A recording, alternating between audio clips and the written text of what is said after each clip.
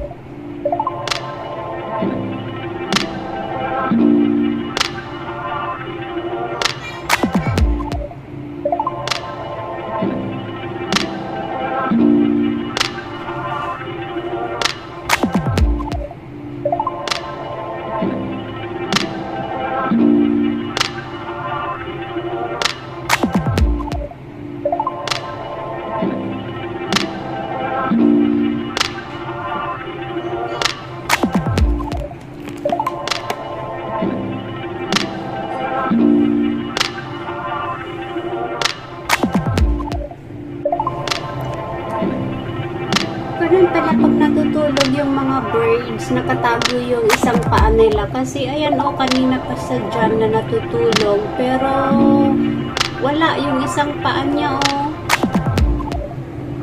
Kasi wala. Tinago niya. Ang galing pala nilang matulog, no?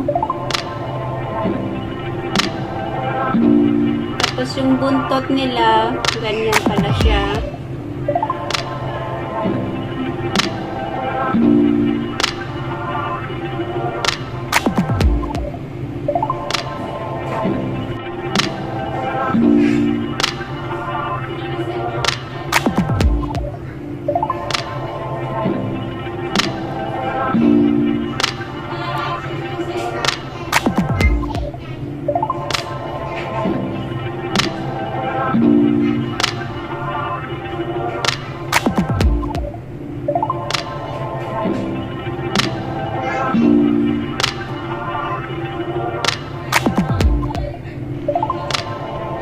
Bakit kaya nila tinatago yung isang paa nila pag natutulog sila?